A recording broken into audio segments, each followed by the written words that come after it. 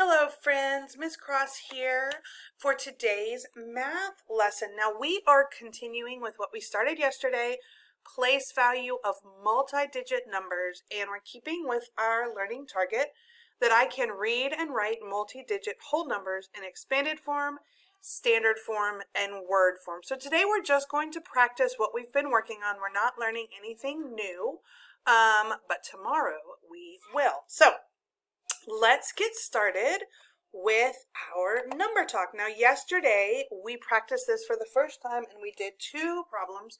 Today we're going to do 2 more. So very quick review. Fist up to your chest shows your teacher that you are thinking. Fist up to your chest with 1 thumb up tells your teacher that you have an answer and a strategy to share. Finger pointing out and thumb up means you have more than 1 answer or more than 1 strategy.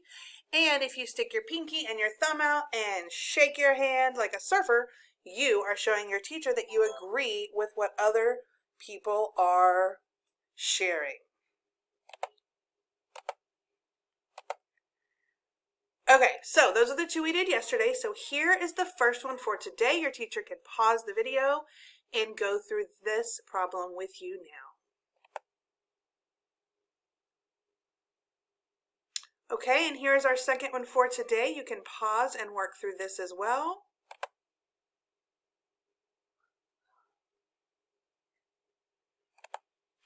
Okay, good job with the number talk, friends. We are now going to look at this place value chart that we looked at yesterday, the same one we saw yesterday. Noticing that on the very far right, we're starting with ones and we're moving to tens, hundreds, then we have a comma in between the hundreds and thousands. That's what that red line is reminding us. Then we have thousands, 10,000, 100,000s with another comma between the 100,000s and the millions. All right, let's look at a couple of numbers before we do some practice. Okay, standard form, we have 3, 7, 0, comma, 4, 6, 9, and if we expand the form, we take all of those place values apart. We have 3 in the 100,000s for 300,000.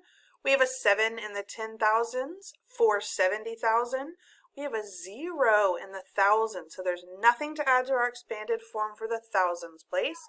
We have a 4 in the hundreds for 400, a 6 in the tens for 60, and 8, 1. So if we read this as it's written in word form, we see that this number is 370,468. And I already mentioned that that 0 in the thousands just means there's no additional thousands. You will see zeros in big numbers like this. So you just need to remember that for that place value, if you see a 0, it has 0. Okay, here's one more. Standard form, we see 6, 3, 7, 4, 2. If we put this number in expanded form, we have 6 in the 10,000s for 60,000, 3 in the thousands for 3,000, 7 in the hundreds for 700, 4 in the tens for 40, and 2 in the ones. Now, word form, the way we read this number is 63,742. Okay, friends, we're going to try something now, and we're going to cross all of our fingers and all of our toes and hope that it works. Your teacher is going to click on this Nearpod place value practice link, add this to their library, and then you will get a student code. And hopefully, if you log into Nearpod using your G Suite, be sure you're already logged into G Suite before you do that. You're going to enter that code, and we're going to have an interactive Nearpod practice on place value. Now, if this does not work as planned, which in digital learning is always a possibility, you're going to take out your textbook and work on pages 13 and 14 while your teacher is available to help you. Okay, so for independent practice today, your teacher is going to give you a sheet that's called Place Value Practice 8/19, August 19th. Now, depending on how your teacher is working their digital classroom, it could be done in Google Docs, it could be in eClass.